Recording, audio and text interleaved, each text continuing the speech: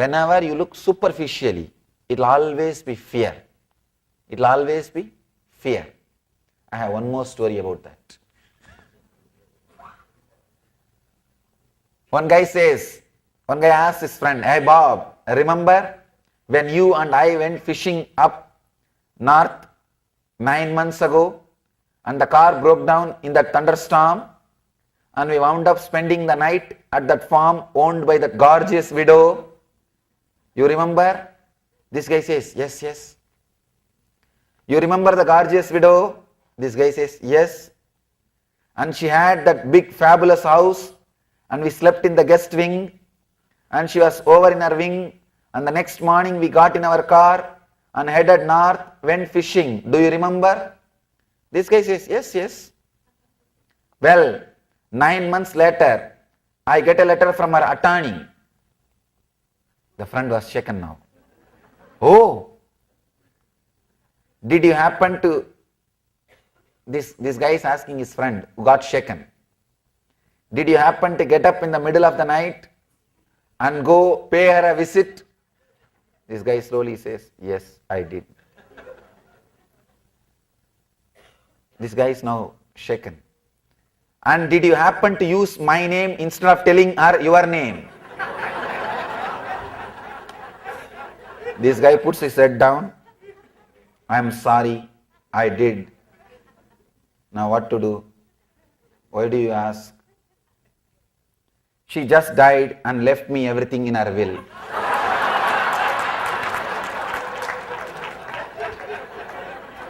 Understand? If you look superficially, it's fear. It is fear. When you look little deep, understand, try to look inside every scene. Even your renunciation is not renunciation, it is vikalpa. Patanjali beautifully says about ahimsa, asteya, aparigraha, brahmacharya, satya, means non-violence, truthfulness, celibacy, living with minimum things, and non-covetousness, non-stealing.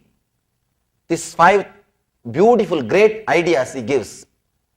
I have seen the so-called yogis, the moment they read this idea, they start suppressing, escaping, they do all kinds of things without looking into the matter.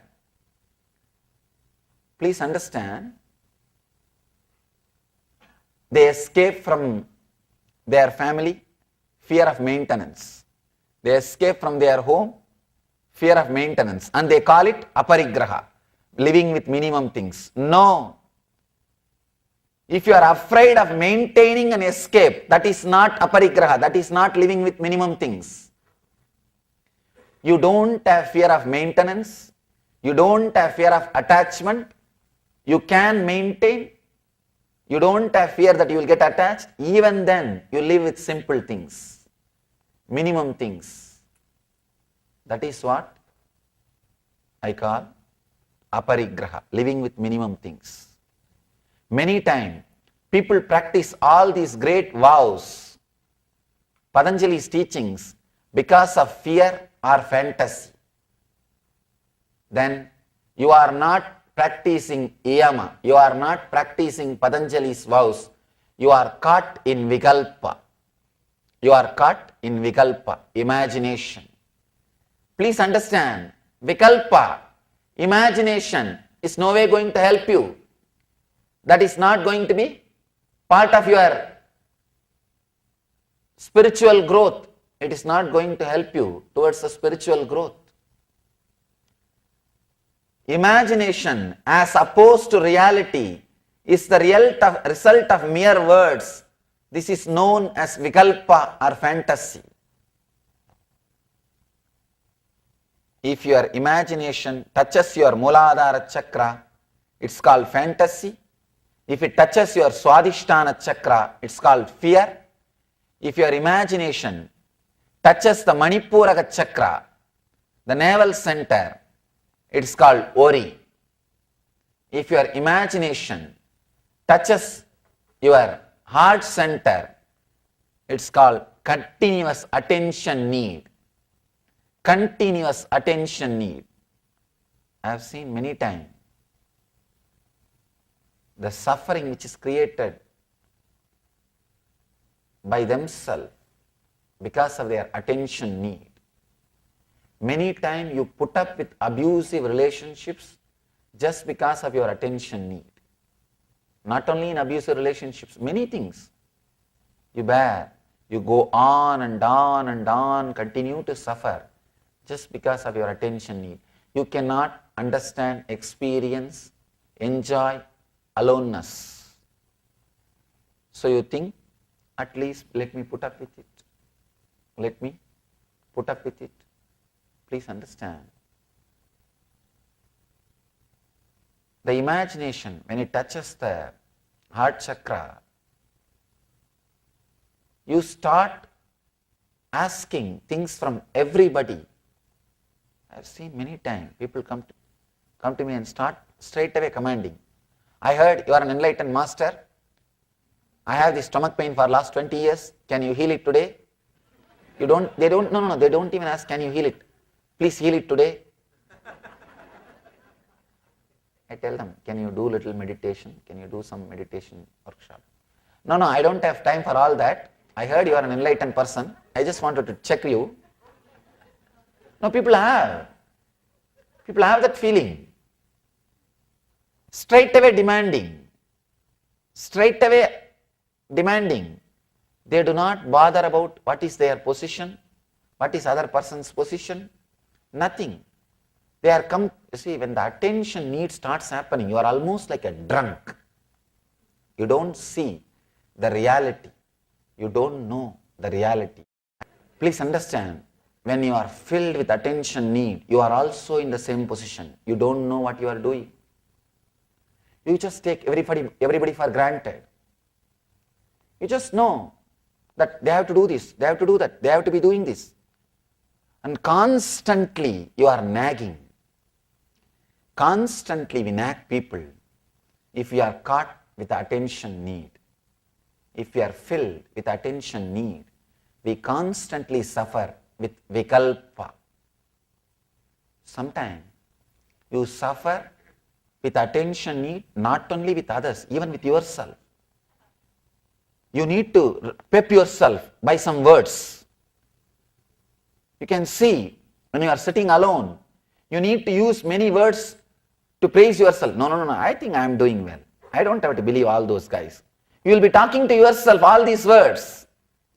Means you are not only suffering with attention need from others, attention need with yourself. That's the worst thing.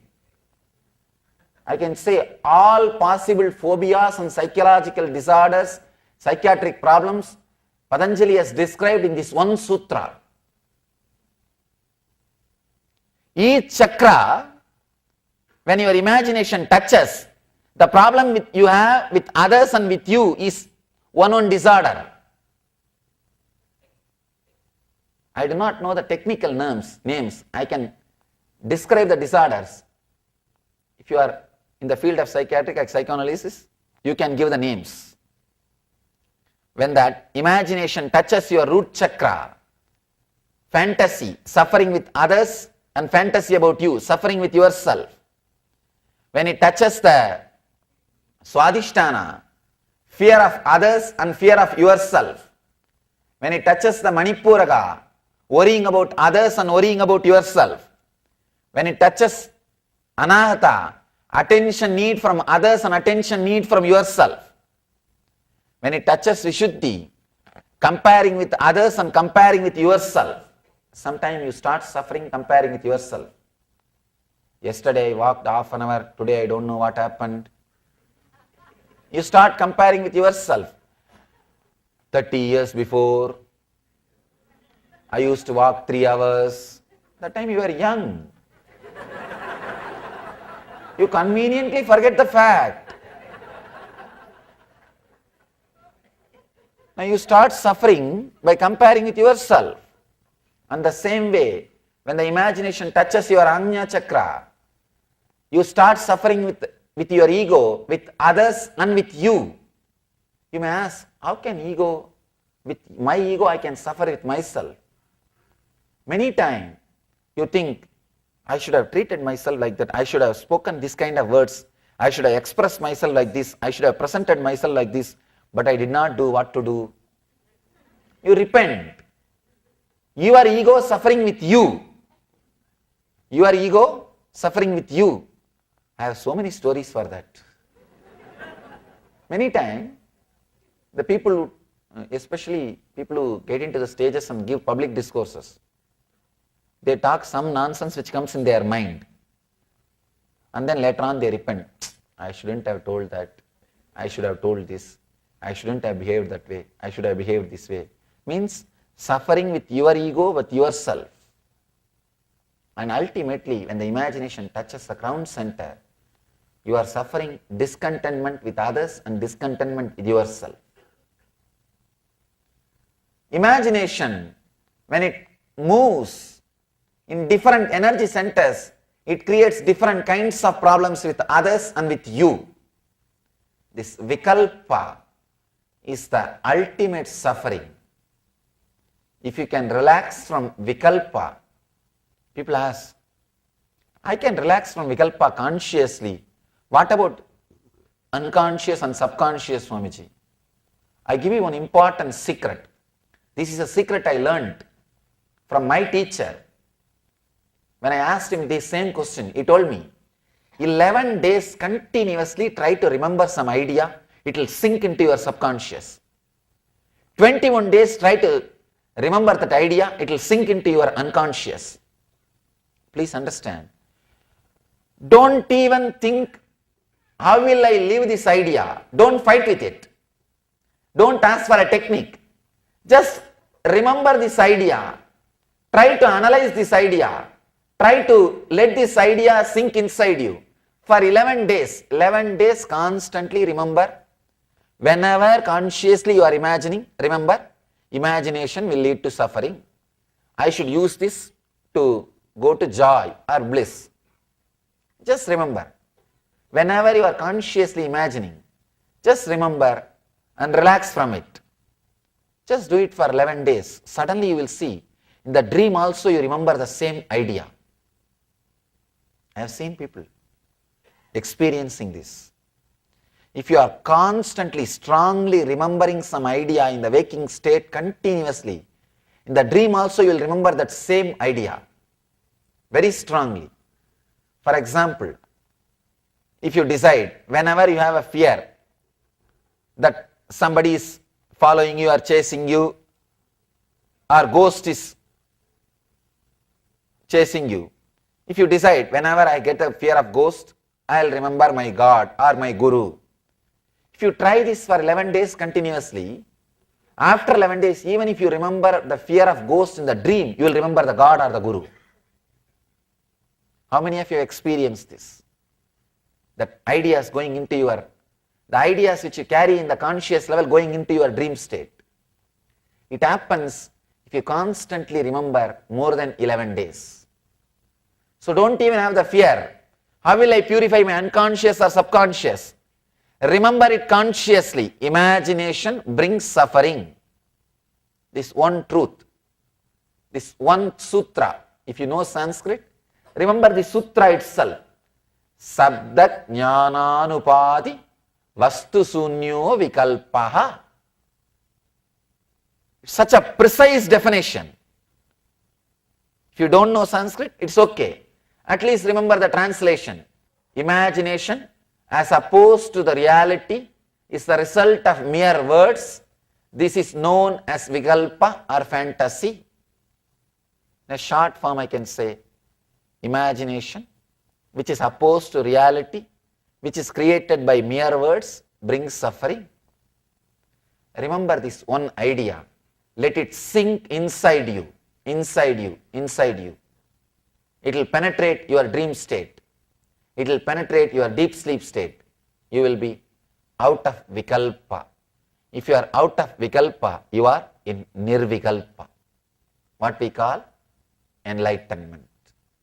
So, understand the vikalpa and achieve the nirvikalpa. let you all experience Nirvikalpa. I wanted to tell you one more important thing. The Patanjali is the first public lecture I spoke in the planet Earth. Patanjali is the first subject I spoke in the planet Earth. At the age of 11, after my master, my teacher, taught me the Yoga Sutra thoroughly, first time he called a huge gathering of all his disciples and followers. His name is Yogi Yogananda Puri. They call him Raghupati Yogi, Yogi Raj Raghupati Yogi Maharshi. He called all his disciples and friends and devotees and everybody, asked me to speak the gathering, made me sit in the throne and got some people to do the regular Pada Puja, traditional Pada Puja. And officially, he put me in the public stage. I can say the first public lecture. And he gave an introduction that in the future, thousands of people will listen to him and thousands of things he will express. But I want to take the pride, I want to take the joy of putting him in the stage first and listening to him first. And he made me speak on Patanjali on this very sutra. The sutra which I spoke to you all today. We spoke. The first discourse I delivered the planet Earth, the public lecture is this sutra on Patanjali. This is the concept. I did not expand as I expanded today, but this is the concept, this is the idea I spoke on Patanjali. That is why Patanjali is very dear to me, very near to me.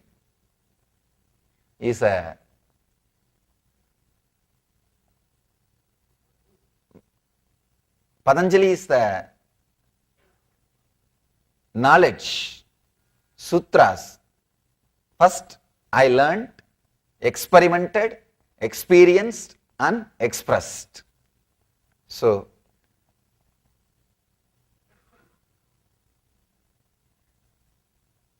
I just remember Yogi Yogananda Puri, Raghupati Yogi, with a deep respect and reverence and joy for foreseeing and bringing this knowledge to the whole world by sharing his knowledge with me.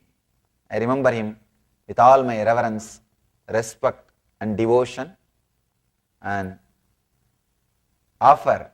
dedicate this whole Yoga Sutra series and especially this today's discourse and the whole knowledge which I am sharing with you all at his feet with my reverence and respect. Let you all experience Vikalpa by his grace and by Patanjali's grace, and I bless you all. Let you all experience Nirvikalpa state, live enlightenment. Let you all achieve and radiate the eternal bliss, Nityananda. Thank you.